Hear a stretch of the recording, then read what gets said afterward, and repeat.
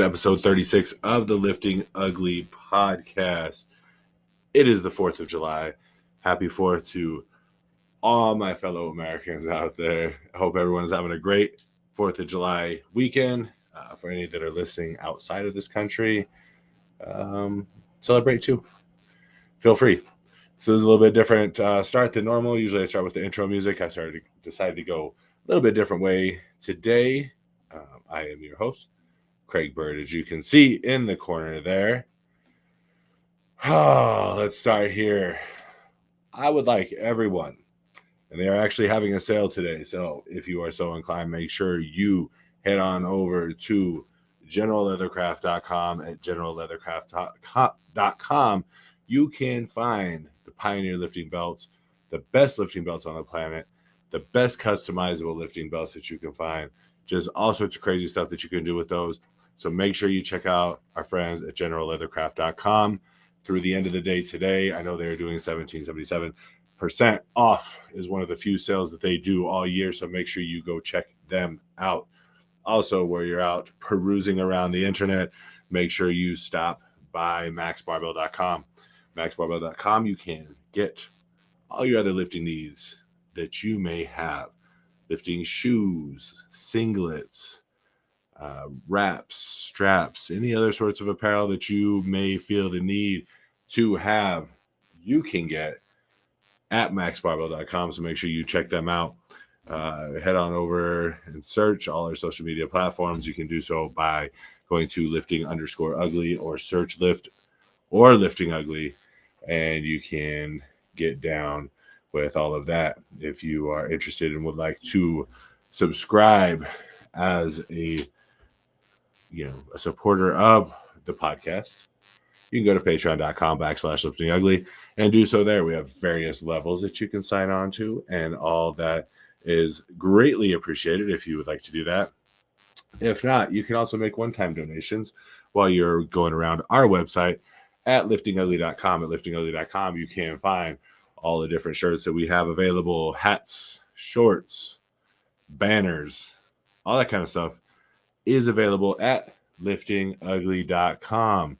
You can also do online coaching with myself or Alkai, who is not around again today. Maybe back next week. We'll see how that goes. But still, you can go to liftingugly.com. If you sign up, you can get online coaching from either one of us. You can do one-time donations if you are a fan of the podcast. We would appreciate any support that you give, either by buying stuff, donating, or just listening, liking, sharing, subscribing. All that kind of stuff is definitely helpful to us.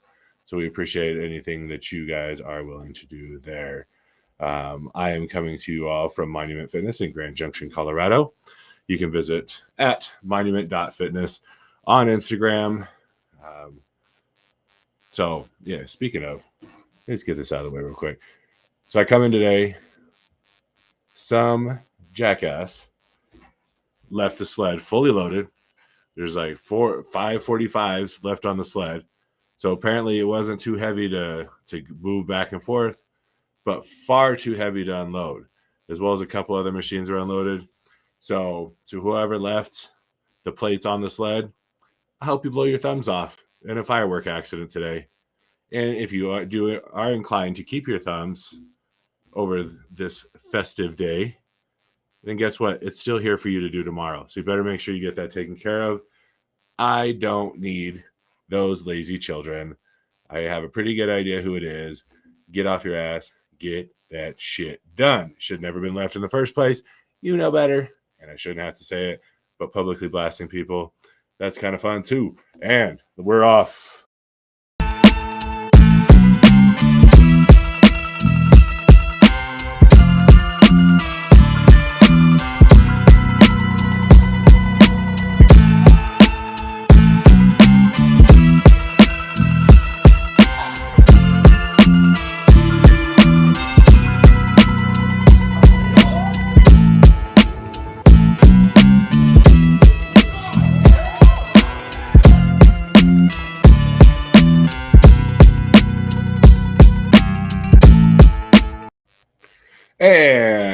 Welcome back to the Lifting Yoga Podcast. Once again, episode 36, coming to you on the 4th of July. Hope everyone is having fun celebrating their 4th of July weekend. Get to us when you can. No, it's not always the easiest. I just wanted to make sure I jumped on, at least for a little bit today. Kind of keep the streak rolling. 36 weeks in a row that I've been doing this. Been on every week. So solid. So dope. And it's not always the easiest, just so you guys know. This is not always the easiest thing to do. But we do it for the few of you that do enjoy the podcast.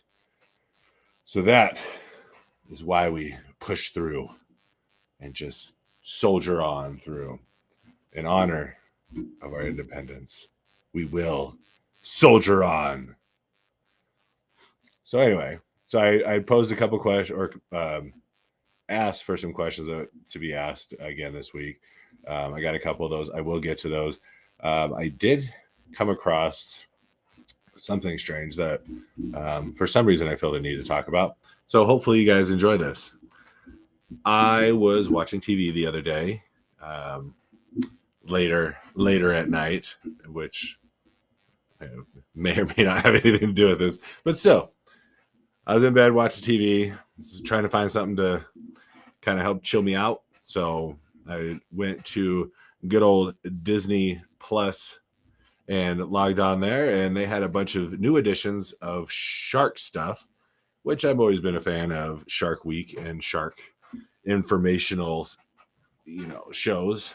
Always fun, always enjoyable. So I click on the first one. Didn't really pay attention to what it was called. Didn't really think I had to. They sure gonna be some cool stuff, shark stuff. Lo and behold, what did I stumble across? On our friends from the Disney Channel, none other than shark porn.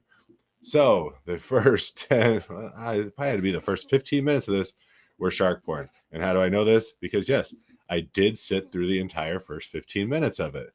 Now, why would I watch 15 minutes of shark porn, you ask? Well, one is very curiosity got the best of me, as it does in a lot of situations. And number two, I kept thinking to myself, this has got to be it. They can't possibly show two more sharks fucking, can they? And then lo and behold, up next, two more sharks just fucking getting at it. So I want to talk about this first clip that I saw. I don't know what kind of sharks. I don't remember what kind of sharks they said they were. Anyway, the ritual is crazy. For anyone who doesn't know, I'll walk you through a shark mating ritual and then how this one went down. So apparently, when the male shark feels the need to get some, he finds a female shark, he bites her fin and latches onto her fin and bites that shit. Just like, you think you're into some rough shit. You ain't no shark. So, you better step your game up. So the one I was watching, so that's how they start. Male latches onto the female's fin. One I'm watching, another dude comes from the other side, grabs her by the other fin.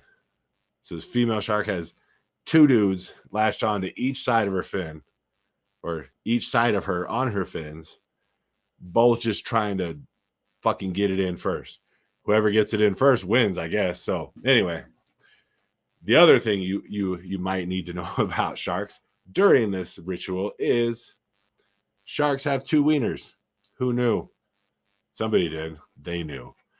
They call them claspers. So while they're biting onto this female's fin, they got their two claspers just waving around, trying to get up in there. Finally, one dude gets his in there. The other one lets go, takes off. So it's just the two of them getting down on this coral bed for a couple minutes. He's satisfied. He, as they put it, pumps seawater to impregnate her. And I'm pretty sure I've seen a lot of seawater in my life. I've never seen a load of seawater that looks quite like that. So they can say what they want. He did not pump a load of seawater in her to impregnate her, but he did pump a load in her. He gets done.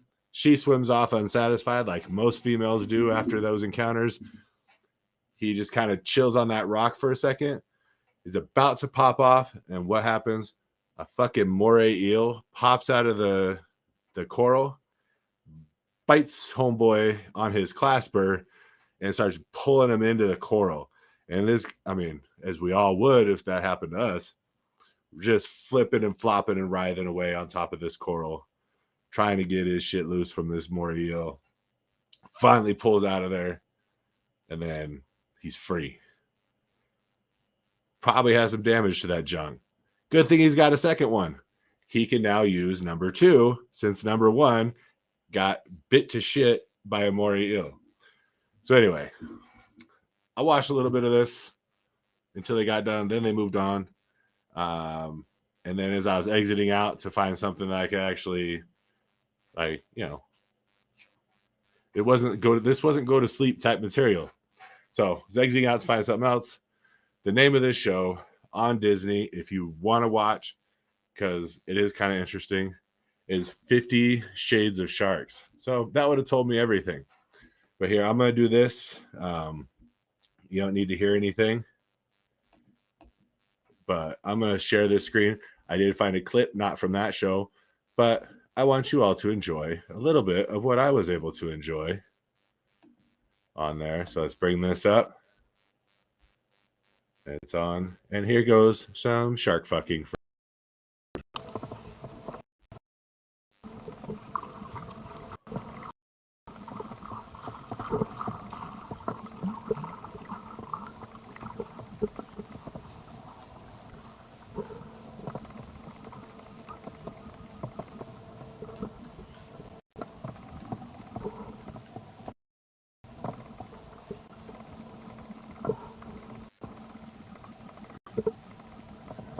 Oh, fans. Fans swim by. And he's spent. And off she goes, unsatisfied as always. So hope you guys enjoy that as much as I did. Uh-oh. I got some background noise in my headphones here. I gotta turn off this dolphin. Oh. Yeah, let me know if you want to watch that one. That one's called Dolphin Orgy. But otherwise, we'll keep moving forward past the shark porn portion of our show. I didn't do a Lifting Ugly Face of the Week competition because all I did was get one submission. Previous winner did submit, so obviously by default wins again. Let me show this picture here because it's a pretty good one. None other than our friend Kim. Strongman Kim Squats is her Instagram. Let me put that up there real quick. And then let's talk about this picture. There we go. At Strongman Kim Squats. SQWATZ. Kim here is not a very big person. As you can tell, she's on the small end of things. So she's doing her meet here. I'm not sure what this thing is called. Anyone who knows what it's called, please let me know.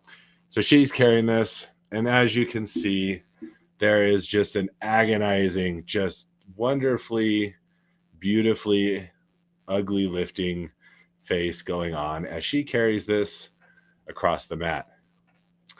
Now, I was informed, and it makes perfect sense, that there may or may not have been a little poo that slipped out during said contest. And probably right about this time. That looks kind of like a poo face. So, but let's give her credit where credit is due. Shit happens, literally and figuratively speaking sometimes. And she powered through, and she kept going. And she said a bunch of masters, strongman, were congratulating her and talking to her afterwards. And she just had to flat out tell them, sorry guys, I need to go get cleaned up. I just sharded myself. So anyway, congratulations, Kim. It paid off. The picture of you pooing during your competition paid off. And here we are. And people jump on here and watch this. I don't know what they're expecting out of this podcast, but they hear something about shark fucking, they're off. They hear something about pooing during their carry, and they're off. Like, come on, what'd you think we were in for? This is what we do. This is what we do. We lift hard and we play hard, and shit happens constantly around here. So anyway, congratulations to Kim at Kim Squats. Hope everyone, again, is having a great 4th of July. And for a great 4th of July weekend, what I'm going to do is after this podcast, I'm going to jump on, and I'm going to leave it up all week. I am going to follow in lines with our friends at Pioneer Lifting Belts. So again, anyone, go to generalleathercraft.com. Our friends at Pioneer Lifting Belts are doing a 1776% off of their merchandise in their store. It's one of the few sales that they have every year. I don't want to get that specific, so I'm just going to do I am just going to do a 20% off. No, I'm going to do a 17% off the entire store for the rest of the week. And on to the 4th of July, Independence Day, we'll do an Independence Day week sale. I'm not going to put it anywhere else. So anyone who listens to the podcast, watches the podcast, they're the ones that are going to be able to take advantage of said sale. So make sure you check that out, and you can go. So, give me a little bit of time post podcast, but go to liftingugly.com and you can pick out what you want. And I'm going to do an automatic. So, it should be an automatic 17% off of every purchase from there. So we look forward to that. That's going to be my little, my little something into the whole celebration thingamajig. So again, I did have a couple questions sent in. I don't know if I saved all of them. I'm guessing Jesse is one that's on right now. So I believe Jesse's question was, is sumo cheating or just gay? And Jesse, you're on, if you want to correct me, if that's not what it was, or if that's good enough for you, then we'll just go with that. But if I remember right, that's what it was. So let's go with this. Let me give my 2 cents on it. Pulling sumo is not cheating. It is well within the rules. It gets taken advantage of for sure and overdone for sure. But it's perfectly legal to pull sumo. On the flip side of that, it is 100% gay to pull sumo. Now, there are some great sumo pullers out there that pull some great weight, and I'm not saying it's easy, and it's easier to do it. It's different, but it's still kind of gay. Now, we all do some kind of gay stuff from time to time. So if your kind of gay thing is that you pull sumo, then you know what? You're not doing too bad. So just, keep doing your thing. Keep pulling sumo. So what if it's a little gay? We all have our things, and you just take that and be the best kind of gay sumo puller that there is on the planet. But as of right now, it's not cheating.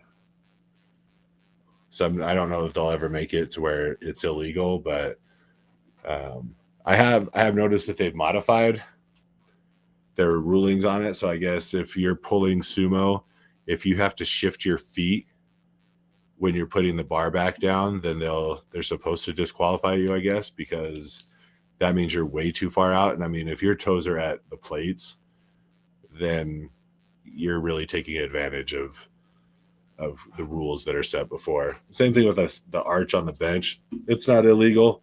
It's super gay, which is why it's mostly girls, women that do that. If you see a guy doing it, he's had way too much practice arching his back. And that's some red flags right there of how gay it is. And I'm not talking it's gay like he's sucking dick, which he might be, but good for him. It's just gay. It's just gay. That arch is so gay, but not illegal, but it's overdone. If you only have like a 4-inch range of motion, 3-inch range of motion, you're cheating the system. Reevaluate yourself and do better. So that is my 2 cents on that subject. Anyway, the other question I got, which was, I guess, gets a little more serious of a question. It was meant for both of us, but seeing as how I'm the only one here, I guess I will be the one that answers it. Let me see if I have. I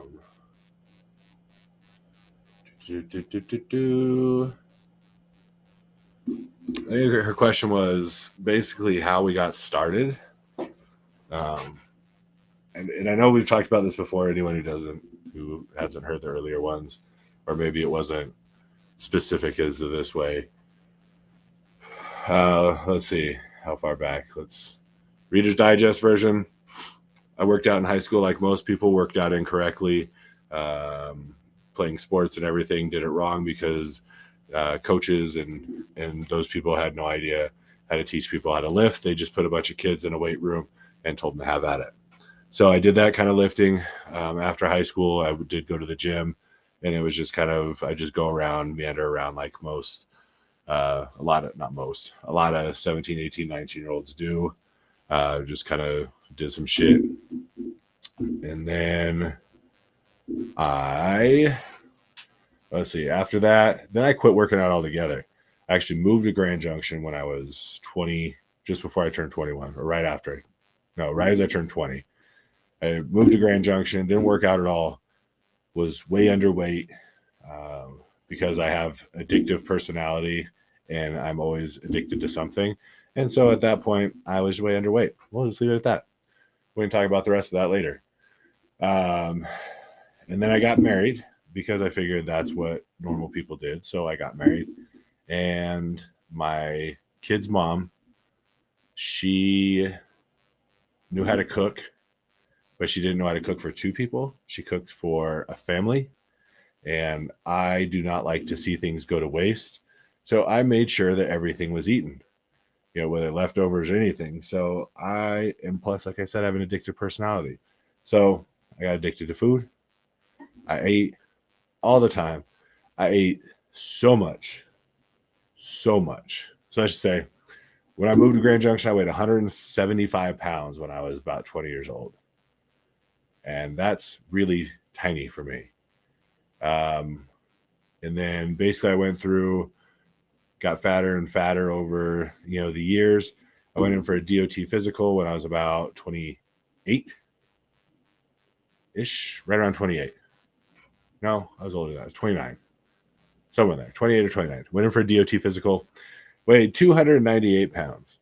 And not 298 pounds where I could lift a lot of weight, 298 pounds where the only weight I could lift was either my fat ass around or the food I was shoveling in my fat face.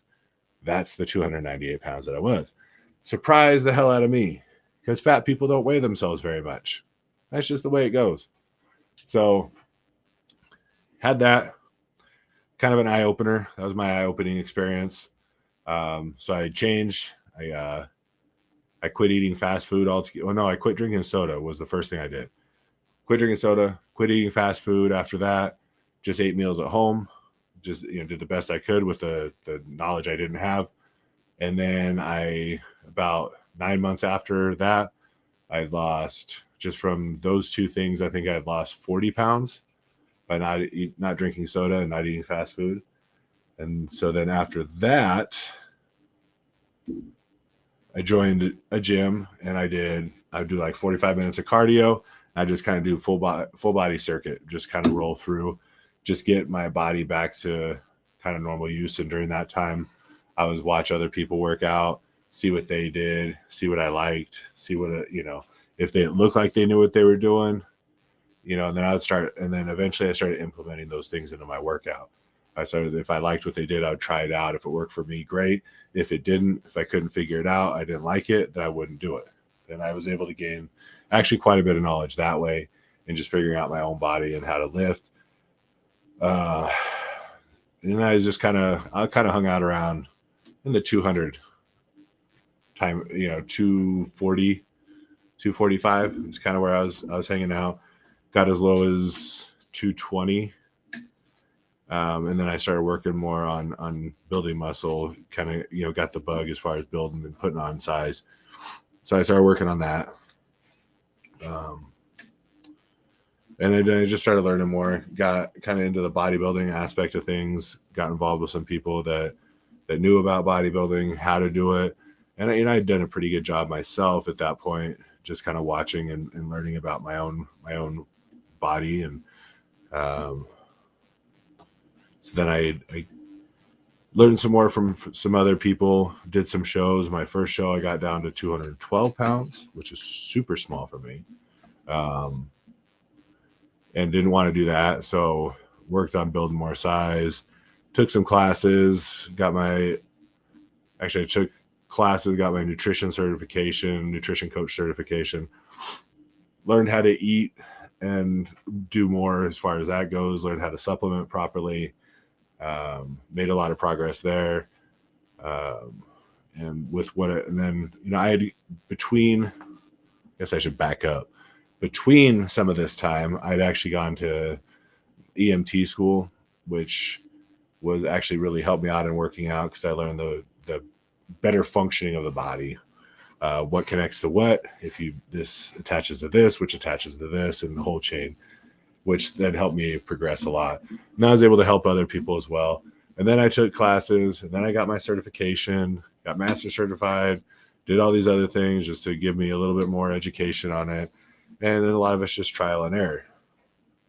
Did the bodybuilding thing for a while, general training, all that kind of shit. And then actually Alkai was the one that, like, I was always interested in like powerlifting. I liked watching strongman. Powerlifting stuff was fun to watch. I always implemented more of a power building program. I liked lifting heavy weights, even when I was doing bodybuilding.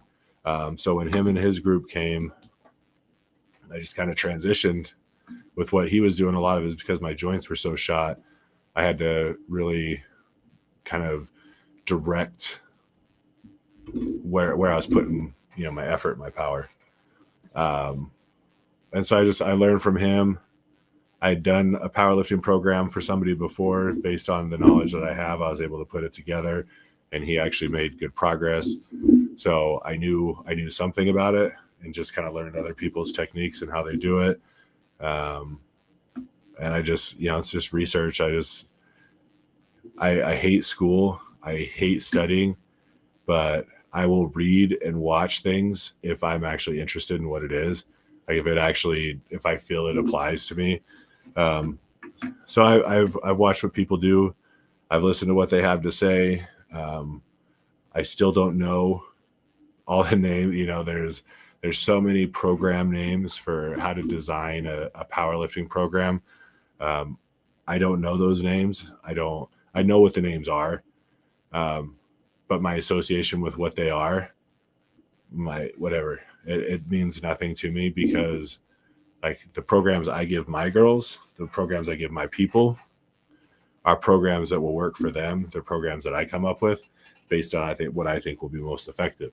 And so that's how I direct it. And sometimes they will coincide with like conjugate. Sometimes they'll coincide with fifth set. Sometimes, you know, they kind of go along with other things, and it's just because those things, they obviously make sense. That's why these guys do them, is because they work.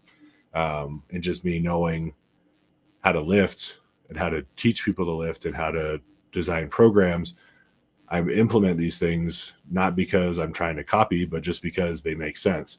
And so when I'm thinking about it, it makes sense to me. So that's why I push it out.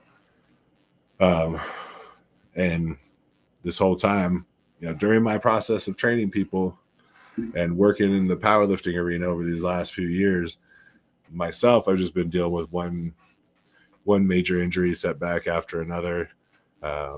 It's the product of not taking care of myself when I was young. It's the product of, you know, just doing stupid shit. It's the product of being, you know, having the life I did when I was a teenager. I did a lot of dumb things, did a lot of things that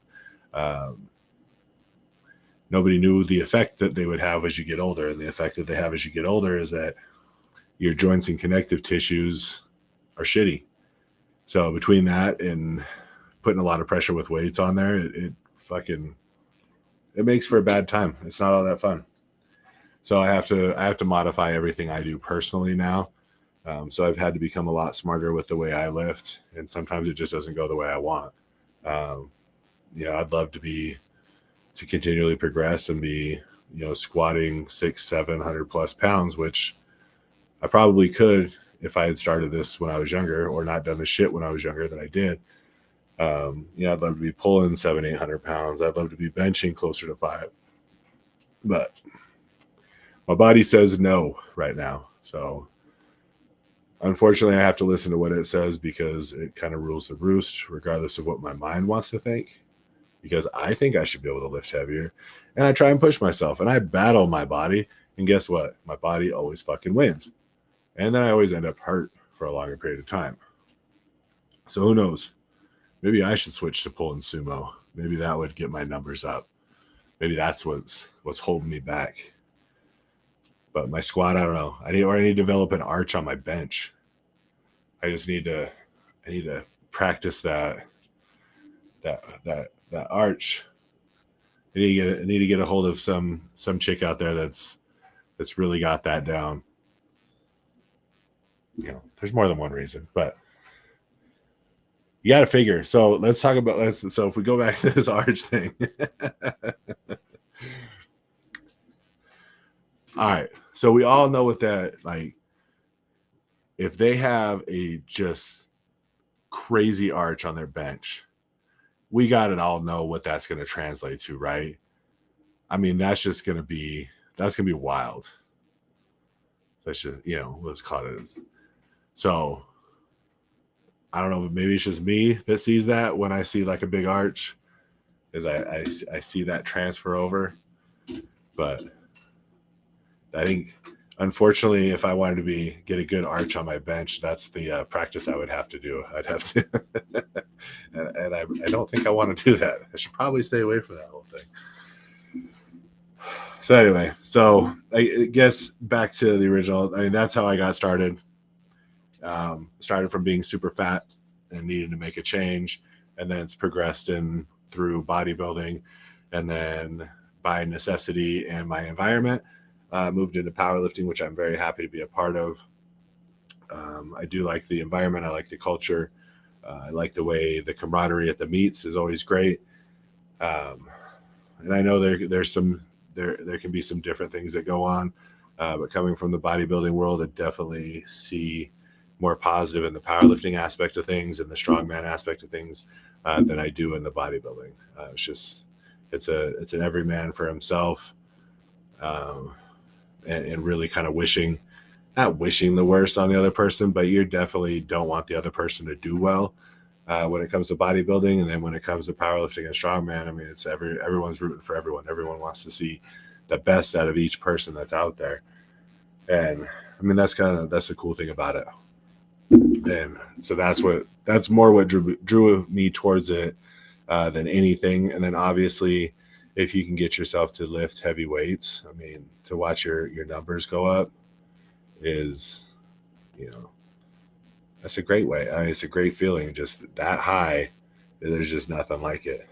So that's what I've got for you all today. I appreciate the people participating, sending in questions. I don't mind the goofy questions, of course. They're great. Gives me a way to kind of bounce some stupid shit off of you guys and say some stupid shit, which is always fun. I did get one from a client that I had that I took to South Dakota, and she asked if I missed her yet, and I said, of course I do. She paid well. That money gone every month, I miss that a lot. So I do miss her. I miss her money. I miss her too. She was great. She's a great person. I do still. It's not like I don't talk to her because she doesn't pay me. That would just be shitty. And I'm not that big of an asshole. So appreciate you guys. Anyone who listens, participates, goes to the websites, who supports the sponsors, Pioneer Lifting Belts, Max Barbell. You go to those, take care of those guys as well. I mean, I know they're not hurting, but every bit of support always helps. I can tell you that from firsthand knowledge, that the smallest amount is always helpful.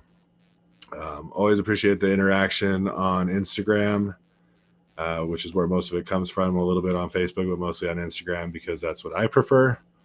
And just keep it up. If we can get this growing a little bit and we can get some more interactions, some more people on board, we can have a little bit more fun. We can do a lot more with our sponsorships and getting out in the world and spending the money that comes into us and giving back to you guys, the competitors.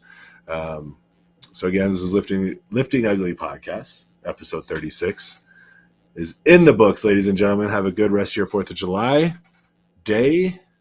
Have a good rest of your week. We will try to get back on Saturday, back to kind of a normal schedule. I don't know if Alkai will be with me at that point, but I will have something lined out regardless, so that we'll be back on. Ladies and gentlemen, have a great day. We will talk to you later. We're out.